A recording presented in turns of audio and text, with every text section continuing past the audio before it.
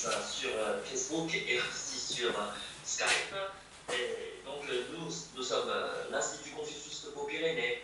Et donc depuis plus d'un an, on a déjà proposé beaucoup de cours sur Internet et aussi en présentiel. Et aujourd'hui, nous avons organisé une conférence sur le boulier chinois.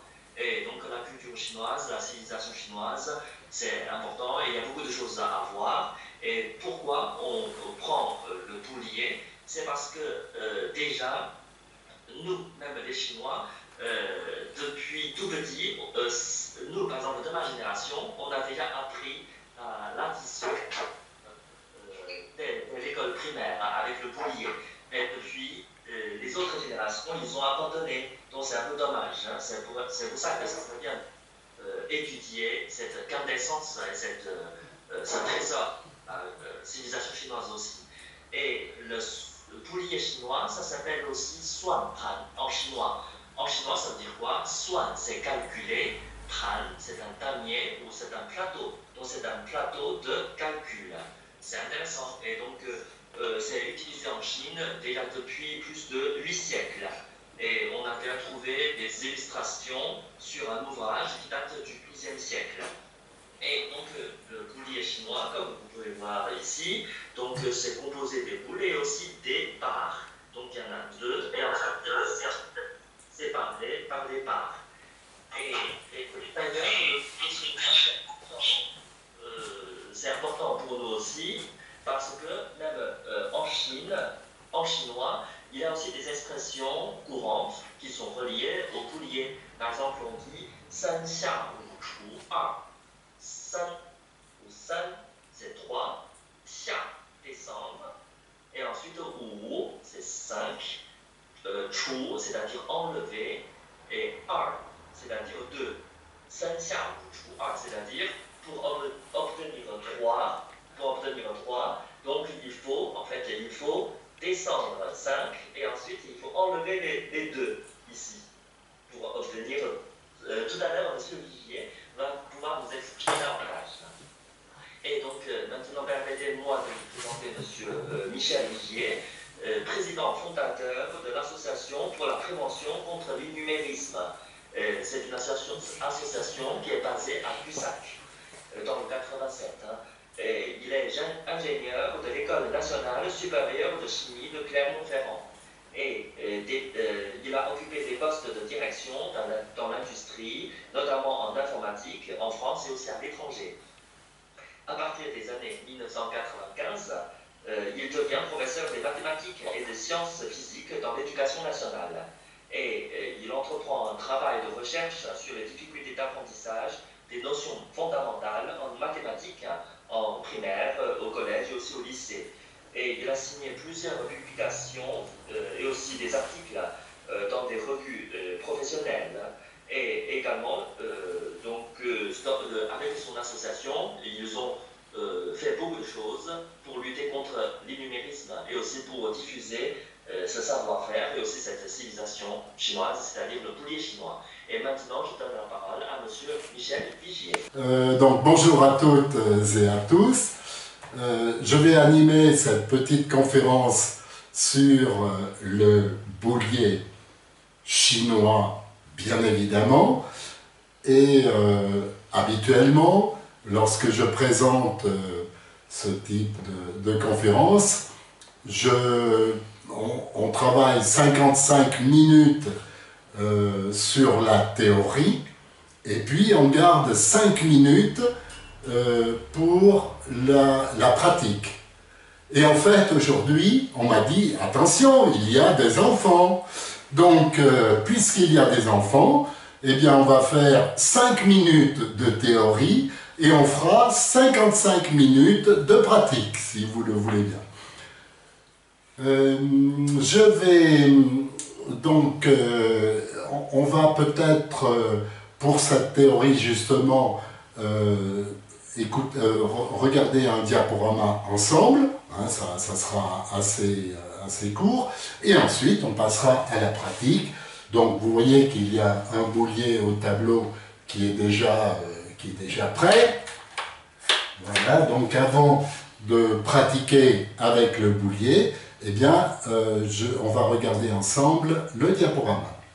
Alors, le travail qui a été effectué dans le cadre de l'association, c'est, on va dire, ces 20 dernières années, surtout à partir de 2010, mais le travail de recherche a commencé plus tôt. Donc, au départ, nous avons utilisé les recherches de Piaget, notamment un petit ouvrage qui n'est pas très connu, qui s'appelle L'abstraction réfléchissante, une petite centaine de pages. C'est un ouvrage qui n'est pas connu, mais qui nous a permis de bâtir un modèle. Donc, quand on parle de modèle, c'est une procédure à adopter. C'est vraiment la théorie de notre modèle. Donc, Piaget, qui n'était pas mathématicien, a malgré tout présenté un modèle, au moins dans ces deux premières étapes, que nous, il n'utilisait pas ces mots-là, nous on appelle transition, généralisation, les deux étapes. En mathématiques, eh bien, on peut dire que la transition, c'est la démonstration. La généralisation, en gros, c'est les définitions, les formules, etc. Mais surtout, un autre constructiviste nous a été très utile. Il s'agit de Vygotsky, qui, dans son ouvrage que l'on a connu en Occident simplement à partir de la mort de Staline, puisqu'il y avait... les écrits de Staline étaient censurés, et donc cet ouvrage qui a été connu dans les années 50 a mis en évidence l'intérêt des images techniques. Pour Vygotsky et pour nous aussi, ce que l'on appelle la pensée verbale, quand on pense à quelque chose, je fais du vélo, eh bien on pense avec les mots que l'on a, je fais du vélo, mais on pense aussi avec la vue. On peut s'imaginer être dans un chemin, faire du vélo, voir le chemin creux, les pierres, etc. Donc ce qu'on appelle la pensée verbale, c'est effectivement à la fois du langage automatique, comme nous l'indique Vygotsky, et puis de l'image technique, une image qui participe à la pensée. Donc ces images, c'est très important, cette notion d'image.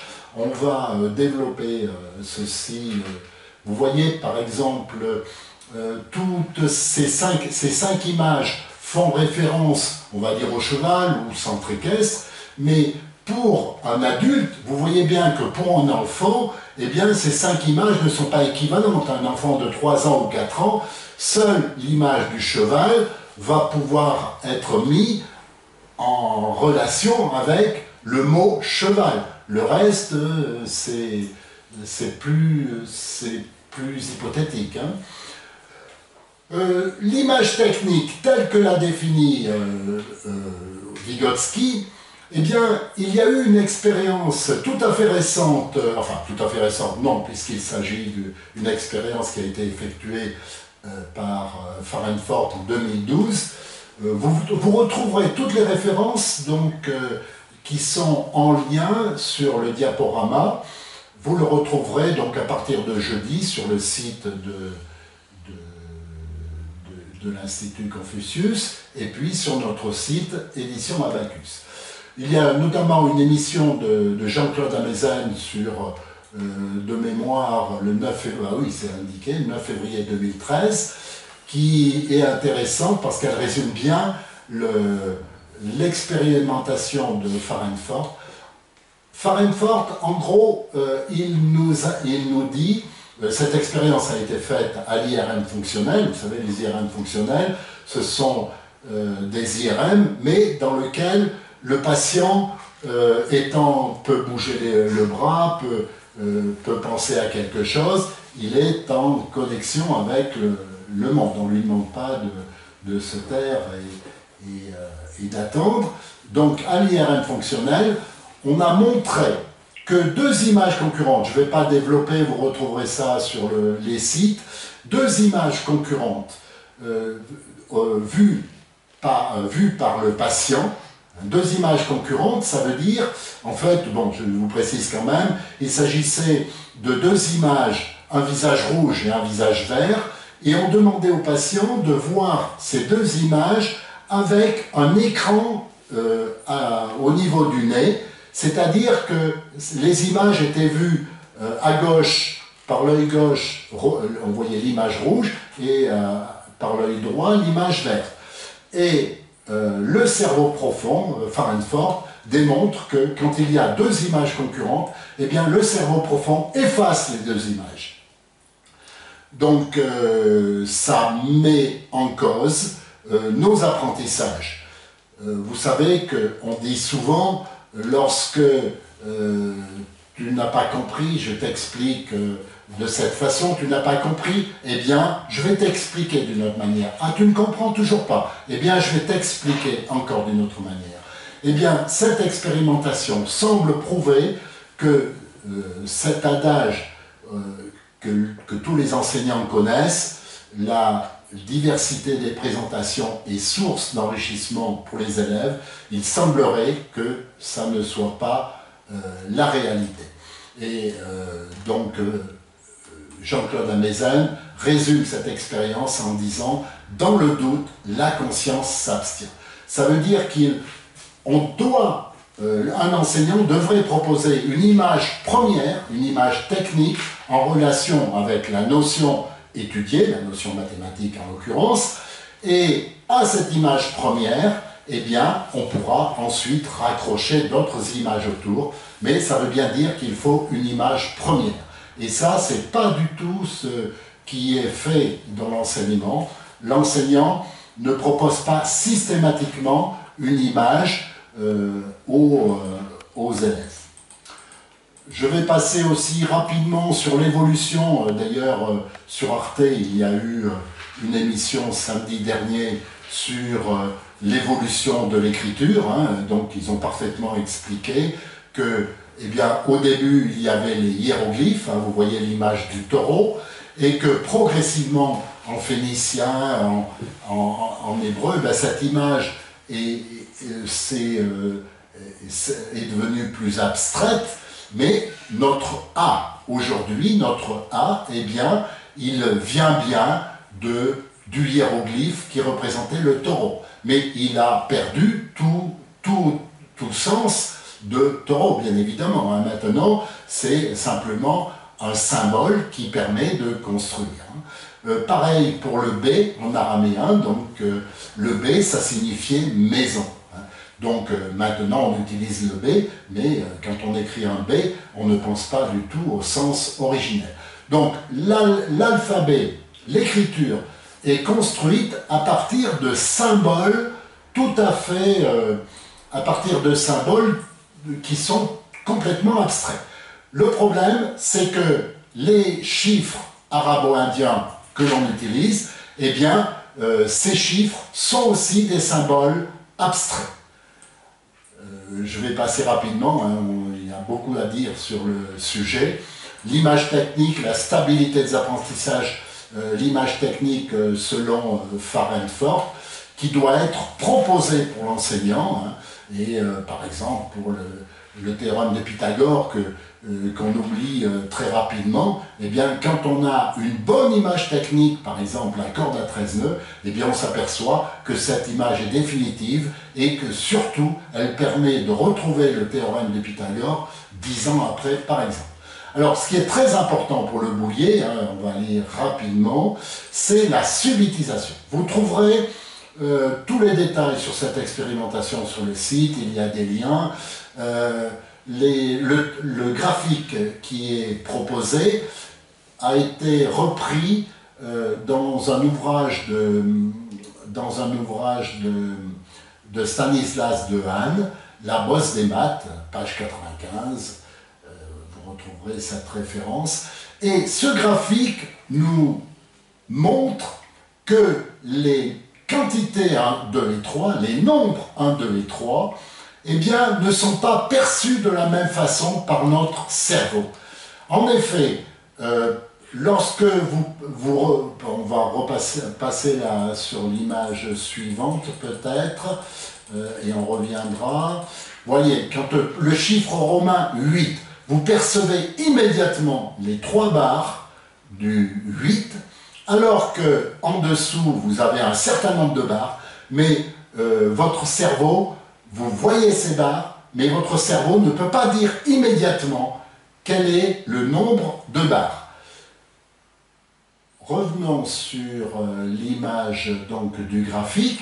Eh bien, la perception, ce qu'on appelle la subtilisation, c'est la perception immédiate. La perception est immédiate, pas tout à fait, hein, parce qu'il y a 600 millisecondes pour percevoir, pour prendre conscience des quantités 1, 2 et 3, mais vous voyez que cette perception, le temps mis pour percevoir les quantités, il augmente très rapidement à partir de 4, 5, 6. Ça veut dire que les quantités 1, 2, 3 ont un statut particulier pour le cerveau. Ça veut dire qu'il y a une image technique pour les quantités 1, 2 et 3 que notre cerveau reconnaît immédiatement, et de nombreuses expériences ont été faites. On sait que pour les bébés de quelques mois, eh bien, les bébés de quelques mois ont déjà cette connaissance des quantités 1, 2 et 3. Des dizaines d'expériences ont été faites sur le sujet, et donc on peut dire que les quantités 1, 2 et 3 sont innées.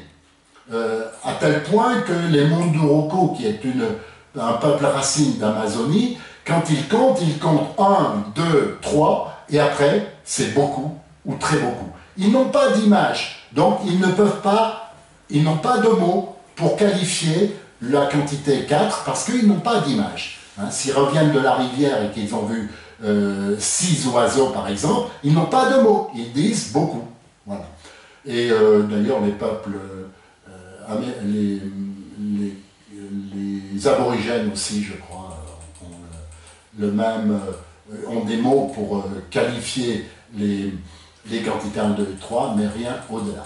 Donc cette perception immédiate 1, 2 et 3, c'est la clé en fait de la découverte empirique que les Chinois ont fait au XIIe et au XIIIe siècle en inventant le boulier. Vous voyez bien que le pont du Gard, vous ne pouvez pas dire combien il y a d'arches, alors que, ça c'est le Trocadéro, je pense, l'Arc de Triomphe, immédiatement vous voyez les 3 arches. Hein, s'il n'y en avait que 2, ça serait 2 ou 1, ça serait la même chose. Donc notre boulier dit latin, notre boulier chinois, notre boulier Swampant, eh bien, a été créé de façon empirique, mais il respecte parfaitement il est basé sur cette perception des quantités 1, 2 et 3, c'est ce qu'on va voir maintenant. Vous retrouverez dans le diaporama toute la bibliographie, hein, il y a des liens, vous retrouverez ça sur le site à partir de jeudi. Comme vous l'a dit M. Gia, le boulier originel, voilà, c'est un boulier 13 colonnes, donc 2 quinaires et 5 unaires. Nous, on va parler de doigts, parce que l'apprentissage de la numération avec les doigts colle parfaitement avec la disposition du boulier. Donc, on peut dire que le boulier, on peut parler de mains avec des enfants petits, 2 mains et 2 mains de 5 doigts. En fait, toute la numération est basée sur, sur les 2 mains. Hein. Je pense que ça a été volontaire au départ, hein, lors de l'invention du boulier. Notre boulier didactique, c'est la même chose, avec des couleurs. Les couleurs importent peu. Par contre, elles permettent très rapidement aux enfants de situer ici la colonne jaune de façon conventionnelle, c'est toujours la colonne des unités, les dizaines, les centaines, et puis à l'extrême droite, on garde, vous voyez, c'est les mêmes couleurs, on garde de la place pour les dixièmes correspondant aux dizaines, les centièmes correspondant aux centaines, et les millièmes correspondant aux milliers. Il y a d'autres bouliers. Le boulier européen, qui est intéressant, mais vous voyez qu'il y a une grosse différence qui est problématique, c'est que l'affichage des nombres s'effectue de façon horizontale et non verticale. Donc c'est un problème. Il existe un autre boulier qui est dérivé du boulier chinois, c'est le boulier japonais, qui est encensé par Internet, mais pour l'apprentissage chez des enfants jeunes, il pose une difficulté. On est obligé, si vous voulez, du fait que le boulier japonais n'a que 4 doigts, on va le dire comme ça, et que une seule main, eh bien, ça pose un problème d'apprentissage pour les petits de 6 ou 7 ans. Voilà, donc notre boulier 7 colonnes ici, ben, conventionnellement on adopte la couleur jaune pour les unités, hein. Eh bien, un doigt, hein, je vais dire doigt ou unaire, on dira unaire, mais pour les enfants, ils comprennent bien, un doigt, c'est ça, 2 doigts, hein. On active par rapport à la barre centrale, hein, on est dans cette configuration, 3 doigts, 4 doigts, etc. Et l'intérêt du boulier, vous voyez que j'affiche ou j'inscris 3 unités, vous voyez en même temps le complément à 5. C'est ça la force du boulier. Un enfant de 6 ans, il découvre en même temps le nombre et le complément à 5. C'est les 2 doigts repliés ou les 2 perles qui ne sont pas activées. Ensuite, 4 doigts. On ne voit pas 4 doigts, puisqu'on a dit que la perception était limitée à 3. Donc, ce que l'œil perçoit, c'est la perle qui n'est pas activée. Cette perle, eh bien, si elle n'est pas activée, ça veut dire qu'il y a 4 doigts, 4 perles activées. C'est donc l'inscription du nombre 4. Si j'active la 5e perle, eh bien je suis dans cette configuration, 5 doigts. Vous voyez que ici on est dans cette configuration, 5 perles activées. Eh bien, la force du boulier, c'est que 5 perles, on échange contre une main. Hein, vous reconnaissez le V romain d'ailleurs, hein, pour 5, contre une main. Ensuite, on peut continuer, hein, bien sûr, 6, 7, 8, 9, je le fais directement. 6, c'est une quinaire, c'est-à-dire une main et un doigt. 7, c'est une quinaire et 2 doigts. Mais vous voyez que, en même temps que vous percevez la construction de 7, 5 plus 2, hein, c'est ça la construction de 7, vous percevez le complément. C'est-à-dire qu'à 6 ans, l'enfant, au lieu de passer des mois à essayer à partir du chiffre abstrait 7, essayer de compter 8, 9, 10, ah le complément c'est 3. Vous voyez que dès le départ, le boulier vous donne le nombre, son complément à 5 et son complément à 10. Donc c'est ça qui permet de réduire l'apprentissage. Bien sûr qu'on y est arrivé, nous, donc à faire le parallèle entre 7 et puis le complément à 10, 3. Le boulier le fait dès le premier apprentissage. Vous voyez aussi que chaque fois, par exemple pour 8, eh bien, on ne perçoit que des quantités inférieures à 3. Une main, une quinaire, 3 doigts, 3 unaires, et le complément c'est 2. Là, on ne voit pas 4, on ne peut pas voir 4. On est obligé de compter. Et d'ailleurs, c'est la différence qu'il y avait sur le schéma. À partir de 4, 5, 6, 7, le temps de perception est beaucoup plus long parce qu'on doit compter. Eh bien, vous percevez une main, une quinaire, vous percevez un doigt, une unaire, et vous en concluez que une perle non activée, c'est la quantité 4 qui est affichée, comme il y a une main, c'est la quantité 9, c'est le nombre 9, etc. Et là, vous avez les 2 mains, le X romain, vous avez les 2 mains, bien sûr, que l'on peut échanger avec une colonne, avec une unaire dizaine, hein, c'est un échange, voilà. Et donc, à partir de là, eh bien, on est dans le système positionnel, c'est-à-dire qu'on pourra passer et faire des échanges, on pourra inscrire tous les nombres, hein, les centaines, les milliers, etc. Du puits SP. Du puits SP. Merci de ne pas enregistrer. Sinon, on coupe. Hein. Là, on est donc. L'image est coupée. Voilà. Donc, on va passer maintenant. Donc, vous avez bien compris que le boulier, c'est la continuation des mains, hein, des doigts et des mains. Donc, pas de rupture au niveau de l'enfant. Les humains, on a l'image de nos mains depuis des millions d'années, et donc ces images se sont inscrites. Hein. Et donc, le boulier permet une continuation des quantités représentées par les mains. Alors bien sûr, là on est dans le système décimal, il y a eu d'autres, dans l'Antiquité, il y a eu d'autres systèmes de numération, notamment le système sexagésimal dans les cités-États de Mésopotamie, mais encore une fois, ce système de numération était basé aussi sur le nombre 3. Il se trouve que le système sexagésimal, ce sont les phalanges, 1, 2, 3, 4, 5, 6, 7, 8, 9, 10, 11, 12, avec 5 x 12, 60.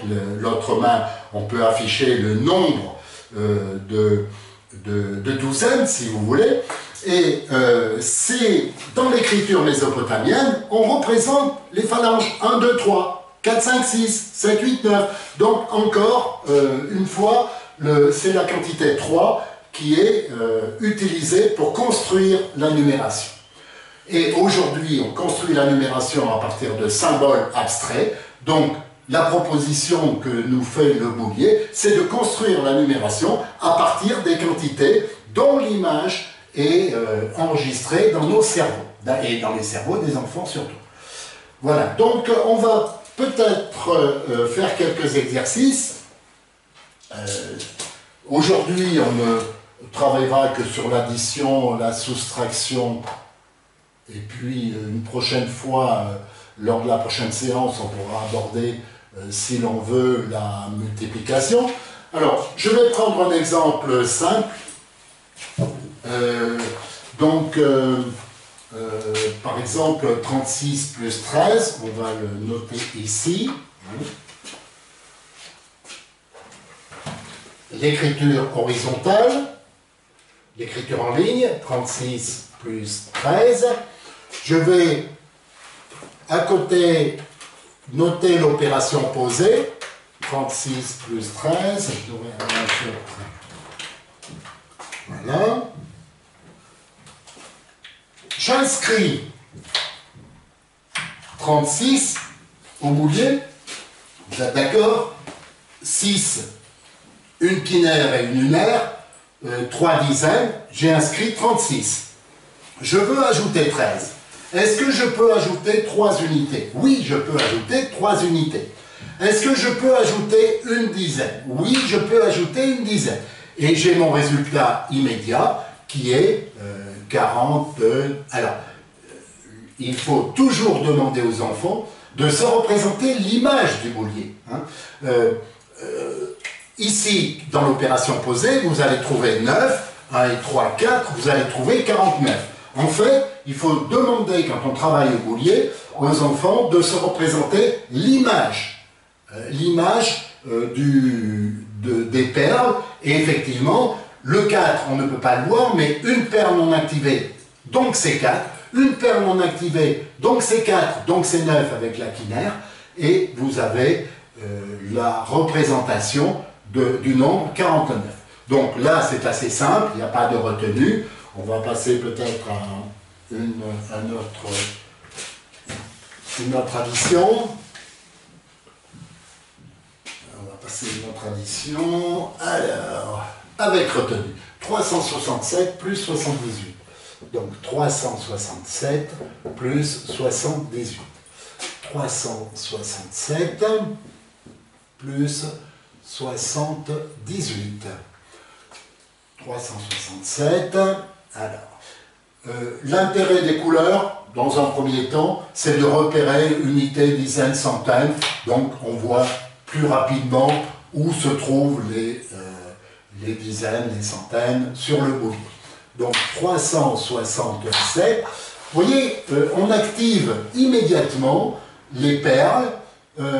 C'est l'image que l'on a de 300, de 60 et de 7 qui nous conduit à activer les perles ou pas. On ne compte pas, hein, on ne va pas dire 1, 2, 3, 350, 360, 365, non, vous avez 3 centaines, vous avez 6 dizaines et vous avez cette unité. C'est l'image que l'on a dans le cerveau et qu'il faut vérifier avec les enfants. C'est cette image-là qui doit vous commander l'activation qu'il y a lieu de faire ou pas. Plus 78. Alors, est-ce que je peux ajouter 8? L'intérêt du boulier, c'est que effectivement, vous voyez que on peut ajouter 8 ici, une quinaire et 3 unaires. Alors, il y a deux façons de faire. On va faire d'abord la façon bébé. La façon bébé, c'est-à-dire à 6 ans. À 6 ans, pour bien comprendre comment ça se passe, eh bien, on va dire, je ne peux pas ajouter 8, bien qu'on puisse le faire avec la quinaire, mais on le fera dans un deuxième temps.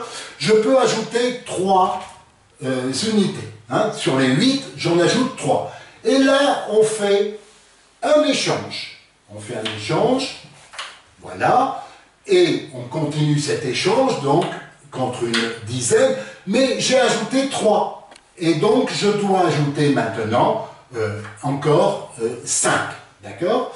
Et l'intérêt, c'est que, je vais le faire ici, c'est que, donc, 8 et 7, 15, et qu'est-ce que vous faites quand vous dites 8 et 7? Eh bien, vous mettez une retenue, mais cette retenue, vous l'avez vu passer, hein, c'est l'échange entre les deux quinaires et l'unaire dizaine. Donc, ce qui est fabuleux avec le boulier, c'est que, enfin, les enfants comprennent très rapidement qu'est-ce que c'est que cette retenue qu'on colle ici au-dessus du 6. La retenue, eh bien, c'est l'échange automatique. Ça se fait automatiquement, c'est pas une charge mentale. Vous voyez, quand il y a deux quinaires, on sait qu'il faut échanger contre une unaire. Donc, 8 et 7, 15, on a la retenue. Hein, donc, j'ai ajouté les unités. Maintenant, j'ajoute les dizaines. Hein, donc, 7 dizaines. Et je fais l'échange, mais l'échange c'est une manœuvre, une procédure tout à fait automatique, hein. On ne cherche pas à comprendre, on fait l'échange, c'est rapide. Et donc, hein, si je fais 14, 4, et j'ai bien 445, hein, d'accord, 4. Alors, je ne compte pas 1, 2, 3, 4, bien évidemment, j'ai une perle ici, donc c'est 4, j'ai une perle ici, donc c'est 4, 445. Vous voyez, ce qui est important là au niveau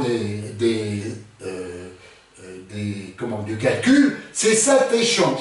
Cet échange, vous voyez systématiquement les retenues. Donc le boulier, la qualité première, c'est que vous prenez conscience des compléments dès les premières manipulations, et ensuite, tout ce qui est retenu, et figure, enfin, au fur et à mesure des calculs, on voit passer les retenues qui sont des échanges d'une colonne à l'autre. Voilà, donc pour une addition un peu plus avec des retenues, je vais passer peut-être maintenant aux soustractions. Le temps coule. Alors, les soustractions. Le suivant et l'addition en trou. Alors on peut aussi, là je vais peut-être pas en parler aujourd'hui, on n'aura pas le temps. L'addition à trous, vous savez que la soustraction a été inventée simplement au XIVe siècle, hein, c'est tout à fait récent, et auparavant, eh bien, on avait une technique qui était l'addition à trous, hein, c'est-à-dire que c'est ce qu'on appelle le rendu de monnaie, hein, vous voyez, 334, non vous ne le voyez pas, je vais le mettre au tableau, 334 plus point d'interrogation, égale 1000 par exemple, hein, voilà, ça s'appelle une addition à trous, c'est-à-dire qu'on cherche ce qui est dans ce trou. En gros, en calcul mental, eh bien, on va utiliser l'addition en trous, c'est-à-dire qu'on va pouvoir écrire ici donc le résultat cherché, eh bien, c'est 1000 moins 334. Bien évidemment, c'est ce qu'on appelle une soustraction, mais à l'origine, on travaillait avec des tableaux et on utilisait la technique de l'addition à trous. Hein, c'est-à-dire qu'il fallait, à partir de ce résultat-là, on peut peut-être le voir là, et bien à partir de ce résultat-là, 334 en calcul mental, et bien en calcul mental, qu'est-ce que je dois ajouter? Plus 6 pour être à 340. Ensuite, on va dire, allez, peut-être plus... En plus grand. En plus gros. Plus grand. Alors, donc je vais peut-être le faire ici. Alors, 334 en calcul mental, c'est ce qu'on appelle le rendu de monnaie. Hein. Vous ajoutez 6 et vous êtes à 340. On peut même détailler, allez, plus 10, vous êtes à 350, pour coller un peu au rendu de monnaie, plus 50, on est à 400, et plus, on est à quoi? Plus 600, et on est à 1000. Si vous voulez, c'est la procédure que l'on adopte pour faire une soustraction au calcul mental. On part du nombre du plus petit nombre et on fait des additions successives pour retrouver le nombre principal, c'est-à-dire le rendu de monnaie. Hein. Donc 334 et 6, 340 et 10, 350, etc. Donc c'est la technique que l'on adopte pour, en calcul mental, calculer une différence. Voilà, on va aborder donc les soustractions. Alors, j'ai pas, peut-être, on aurait pu voir en calcul mental qu'est-ce que ça donne. On peut peut-être faire quand même rapidement une autre addition pour transposer en calcul mental. 746 plus 258, allez, 746, là, je vais plus rapidement. 746. 746 plus 258, plus 258, allez, 258, voilà, je fais mon échange, j'ai ajouté 8, 258, 5 dizaines, voilà, je fais mon échange, 200, 2 centaines, voilà, toc, toc. Non. Alors, je ne sais pas, est-ce que le résultat il m'est pas donné? Alors, c'était 746 plus 258. 746 plus 258. 8 et 6, 14. Peut-être, je vais écrire le plus grand et surtout mieux. Donc, 746 plus 258. 8 et 6, 14, 5 et 5, 10, je retire 1, 8 et 2, 10. Vous retrouvez le résultat au boulier, 1000. Alors là, pas de paire, donc c'est 1000. Et 4 unités, 1004. En calcul mental, comment on aurait fait? 746 plus 258. Comment on aurait pu procéder? Eh bien, on cherche à trouver, il y a plusieurs techniques, hein, mais on peut en citer une, on cherche à trouver un nombre rond. Hein. Ça, oui? 746, si j'ajoute 4, hein, donc au lieu de 8, si j'ajoute 4, je suis donc à 750. 750 et 50, je suis donc à 800. 800 et plus 200, je suis à 1000, mais je n'avais ajouté que 4, et donc je dois rajouter mes 4 ici. Donc voilà, c'est une technique de calcul mental. 746, on cherche à obtenir des nombres ronds, c'est plus facile à mémoriser. Voilà. Donc vous voyez bien que le boulier permet justement de bien comprendre quelles sont les différentes techniques qu'on va adopter, et notamment, on en utilisera une tout à l'heure, pour, comme le rappelait M.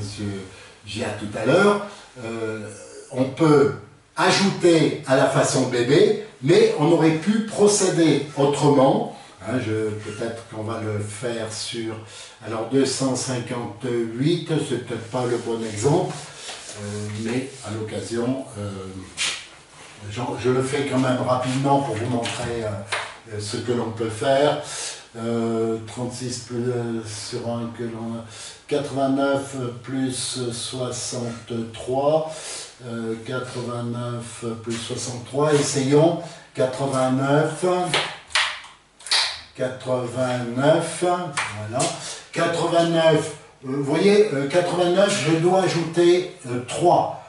Et pour ajouter 3, je peux faire, vous voyez, j'ai pas 3 ici, hein. Donc je pose l'opération. 89 plus 63, 89 plus 63. Pour ajouter 3, comment je peux faire? Eh bien, c'est ce que M. Gia nous a indiqué tout à l'heure. Je peux faire 5 moins 2. C'est dans un deuxième temps. On n'apprend pas ça aux enfants jeunes parce qu'il faut qu'ils connaissent déjà les compléments. 3, le complément à 5, c'est 2. Donc j'ajoute 5 et j'enlève 2. Voilà. Donc c'est une autre technique, mais vous voyez bien, pour le calcul mental, c'est précieux parce que si vous devez ajouter 97 par exemple, eh bien vous avez tout intérêt à ajouter 100 et puis moins 3, d'accord? Au lieu de passer, de faire l'addition avec la technique habituelle, eh bien on ajoute 100 et on enlève 3. Alors, essayons avec une soustraction. Alors, un exemple de soustraction.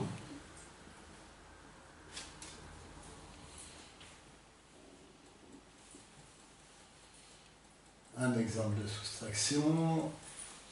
287 moins 34. Donc sans retenue. 287 moins 34.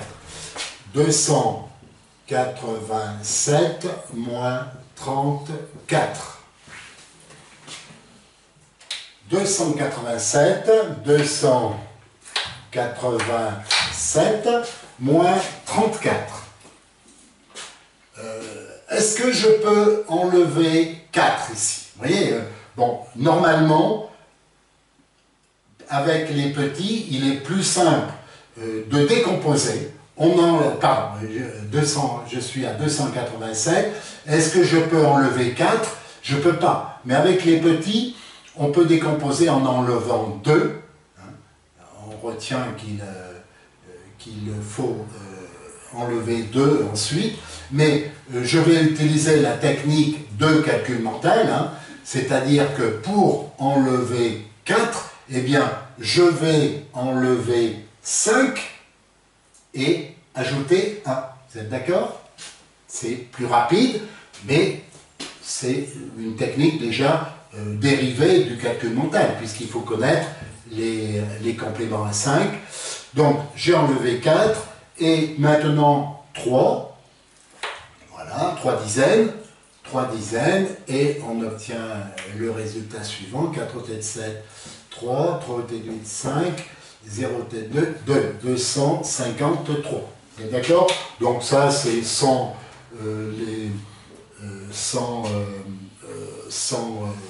retenue. Maintenant, on va faire une soustraction avec des retenues. Alors, 357 moins, avec retenue, 357 moins 188. 357 moins 188. Là, c'est la 357 moins 188. Voilà. 357. Bon, ça va, c'est pour quelqu'un qui n'est pas habitué au boulier, hein, effectivement, il faut, ça va un peu rapidement, mais ceux qui ont des bouliers à leur disposition, vous pourrez vous entraîner. Donc, moins 188. Alors, comment je vais faire ici? Est-ce que je peux enlever 8? Je ne peux pas, puisque donc il n'y a que cette perle de disponible. Alors, je peux adopter la technique suivante, une quinaire ici. Vous voyez, je peux échanger contre 5 unaires. Je n'ai pas changé le nombre, hein. Une quinaire, 5 unaires. Ensuite, je peux, pour enlever 8, bien sûr, un enfant de 6 ans, on n'utilise pas cette technique, hein. Ça, c'est une technique qu'on peut utiliser à partir d'un an de pratique du boulier, on va dire, on va le résumer comme ça, hein. Mais souvent les enfants, ils retrouvent très vite cette technique-là qui consiste à enlever 10 et à ajouter 2. D'accord? J'ai enlevé 10, j'ajoute 2. Hein, c'est une technique de calcul mental en fait. Hein. Donc 8 c'est 10 moins 2. Ensuite je dois enlever 8 dizaines. 8 dizaines. Là j'en ai 4. 8 dizaines. Je peux enlever une centaine. Là c'est compliqué, je peux enlever une centaine, pour enlever 8, pour enlever 8, pour enlever 8, eh bien je peux échanger une centaine contre 2 quinaires de dizaines. Et maintenant je peux enlever 8 dizaines. D'accord? Et je dois enlever maintenant une centaine. Voilà, 8 ôté de... Alors, on va préciser l'histoire de la retenue. Il y a deux façons, deux techniques de soustraction. Il y a la technique que les anciens ont appris, c'est-à-dire 8 ôté de 17, c'est 9, et je retiens 1. 9 ôté de 15, 6. 8 ôté de 17, donc 9, c'est ça. Et 9 ôté de 15, 6. 2 ôté de 3, 1. Voilà. 169, c'est bien le résultat que j'ai ici. Mais ça, c'est l'ancienne technique, avec la retenue ici. Les enfants, aujourd'hui, apprennent avec ce que l'on appelle la technique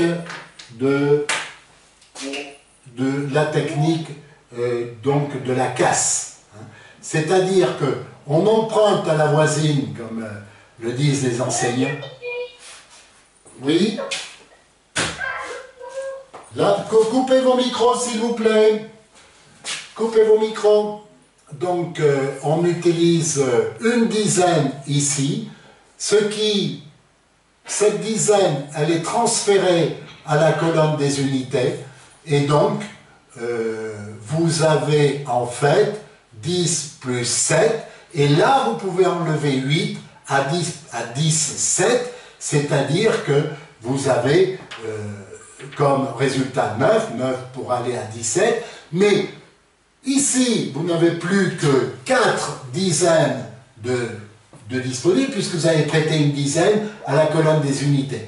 Et donc, vous avez cette fois 8 ôté de 14, puisque on va reprendre, on va faire la même opération ici, donc 10 plus 4, et il va rester 2 centaines. On appelle ça la casse. Elle n'était pas privilégiée, cette technique, parce que, si vous voulez, il faut barrer, remplacer, etc. Mais c'est bien cette technique-là qu'on a abordée, qu'on a utilisée au boulier. Hein, c'est-à-dire qu'on a fait ces deux échanges, on les a vus passer. Hein. On a vu passer la transformation d'une dizaine pour faire 17. Hein. Hein, on aurait pu le matérialiser, mais on va le voir dans une autre opération. Hein. Donc voilà, pour la soustraction, avec l'opération, avec la technique de la caisse. Je vais en faire une autre, et puis on arrêtera sur cette dernière opération. Alors, 357, d'accord, avec retenue. Bon, ben écoutez, j'en ai pas d'autres sous la main. Peut-être une que l'on va proposer en tant qu'exercice. 918 moins 467, une plus simple, sans retenue.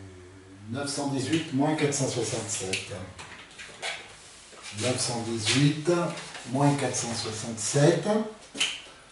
918, on va utiliser le noir. 918 moins 467. Voilà, peut-être on va faire du loulouloum. Allez, pour faire plus simple, 913 moins 467. Donc, j'inscris 913 moins 467. Eh bien, l'opération de la casse, je la note d'abord dans l'opération posée. On ne peut pas enlever 7 à 3, donc on va se dépanner avec la voisine et on va écrire que les unités empruntent une dizaine, mais cette dizaine, elle n'apparaît plus ici, bien sûr. Hein. Et donc, maintenant, on peut faire le calcul suivant. 7 ôté de 13, 6. Voilà. Et 6 ôté de 0, ça ne marche pas non plus. Donc là encore, on va emprunter une dizaine. On va emprunter une dizaine donc, aux centaines. Voilà. Et donc là maintenant, on peut écrire que 6 ôté de 10, c'est bien 4. Mais notre nombre des centaines est maintenant de 8, et 4 ôté de 8 reste 4. Voilà, faisons-le au boulier, 913. 913. Donc, je ne peux pas enlever cette unité, j'échange donc une dizaine contre 2 quinaires. Et cette technique est identique à la technique de la casse. Et maintenant, je peux enlever 7. Voilà, j'enlève 7. Ensuite, vous voyez bien qu'il n'y reste plus que 0 dizaine ici. Et je suis obligé d'échanger une centaine contre nos 2 quinaires. Je dois enlever 6. Je dois enlever 6. J'enlève 10. Alors là, on pourrait faire en plusieurs temps, mais j'enlève 10 et j'ajoute 4, hein, ce qui revient au même. Et enfin, j'ai bien mes 8 dizaines ici, et donc je dois enlever 4 centaines. Voilà, j'enlève 5 et j'ajoute 1. Et j'ai bien mon résultat, 446. Voilà. Donc, nous avons vu les additions et les soustractions, et vous voyez que le boulier, surtout dans cette opération de la casse, permet de retrouver la technique, c'est exactement la même technique au boulier, grâce aux échanges. Donc il était prévu que l'on donne quelques exercices, alors vous les retrouverez sur le site. Est-ce que je vous les donne maintenant? Parce que sinon, vous pouvez les retrouver sur le site de, vous les retrouverez sur le site de l'Institut Confucius. Ça serait peut-être aussi bien. Sur notre site internet, et peut-être on va laisser des questions, on va Voilà. échanger un peu. Voilà. Et aussi, vous le retrouverez sur le site d'édition Abacus. Les questions. Alors, on n'a pas trop insisté sur le calcul mental, hein, parce que faute de temps, mais le lien entre le boulier et le calcul mental, on pourrait le développer, bien sûr. Voilà, donc si vous voulez bien poser vos questions. Allez-y, si vous avez des questions, n'hésitez pas. Vous pouvez très bien allumer votre micro. Oui, bonjour. Je voulais savoir s'il y aura d'autres conférences pour les tout petits, pour les débutants. Alors, pour les débutants, c'est là, il est prévu 2 conférences. L'une... Donc pour l'Institut Confucius, on a acheté beaucoup de bouliers. Plus tard, on va proposer encore des initiations au boulier. Sinon, vous pouvez avoir aussi beaucoup d'autres renseignements avec l'association de Monsieur Vigier. Voilà. Donc, effectivement, pour les enfants, nous, on a un système, on a mis en place un système de formation. Donc, jusqu'à maintenant, on formait les parents et les enfants, mais maintenant, donc, il y a des formateurs et des formatrices, en l'occurrence Sylvie, qui sont disponibles pour prendre en charge les enfants à n'importe quel âge, à partir de 6 ans. Hein. Mais 6 ans, ce sont des séquences de demi-heure, hein, 30 minutes. Hein. Donc vous retrouverez ça sur le site d'édition Abacus, et donc c'est opérationnel dès maintenant. Et donc il y a Madame Xie Lianfang qui a une question pour vous, ou plutôt pour votre association, c'est-à-dire je suis actuellement enseignante en élémentaire, et j'aimerais savoir si vous auriez une démarche à utiliser en classe pour apprendre l'utilisation à mes élèves. Oui, bien sûr. Hein, donc, nous formons chaque semaine des enseignants, hein, qui utilisent les bouliers. Bon, cet enseignement, il se fait de plusieurs manières, soit en direct, hein, comme aujourd'hui, soit avec des formations qui sont déjà enregistrées. C'est-à-dire, ce sont des formations qui ont eu lieu et vous pouvez les trouver sur notre site. Au moins pour, je crois qu'il y a une possibilité pour 4 heures de formation, ça permet tout à fait de démarrer. Vous avez évoqué, vous êtes en CP, c'est ça? Elle a marqué que c'est en élémentaire. En élémentaire. Oui, c'est ça, donc CP, CE1. Je pense que la formation... Oui, vous êtes en quelle classe vous avez? Classe de CE1, CE2. CE1, CE2. Oui, voilà, on a des formations enregistrées. Le problème des enseignants... Vous êtes dans une école publique? Oui, je suis dans une école publique, je suis à l'île de la Réunion. Ah, vous êtes à La Réunion. D'accord. Alors, soit vous vous insérez dans une formation existante. Le problème avec l'éducation nationale, c'est que les formations des enseignants se programment très longtemps à l'avance. Et puis, les budgets ne sont pas épais en ce moment. Donc, il faudra qu'on trouve ensemble. Vous nous contactez par le site et il faudra qu'on trouve une solution. Alors, effectivement, à La Réunion, beaucoup d'enseignants s'intéressent au boulier. Parce qu'il y a des chercheurs qui ont travaillé sur le sujet. Ok, merci beaucoup. Voilà. Pour répondre à Wissam, le site de l'Institut, c'est www.icpp.fr, c'est-à-dire Institut Confucius de Pau-Pyrénées, icpp.fr. Et M. Vigier, peut-être vous pouvez aussi communiquer votre site. Oui, l'édition Abacus, hein, ça se trouve très facilement. Et vous retrouvez sur le diaporama qu'on a feuilleté ensemble, vous retrouvez toutes les adresses. Vous allez le retrouver donc sur le site de l'Institut Confucius de Pau, ce diaporama avec les liens correspondants, et vous allez le retrouver aussi sur l'édition Abacus. Et Édition Abacus, c'est facile à trouver sur Internet. Est-ce qu'il y a d'autres questions? N'hésitez pas. Soit vous pouvez très bien parler directement dans le groupe, soit vous pouvez très bien écrire dans le groupe et je vais lire pour Monsieur Vigier. Donc vous avez d'autres questions? Soit sur Skype, soit sur Facebook. Voilà, donc sinon, s'il n'y a plus d'autres questions, donc merci beaucoup d'avoir suivi notre conférence. À la fin de la conférence, je vais mettre en ligne. Pour l'instant, je n'ai pas mis en ligne les documents. Voilà. Et surtout les exercices à faire pour la prochaine fois.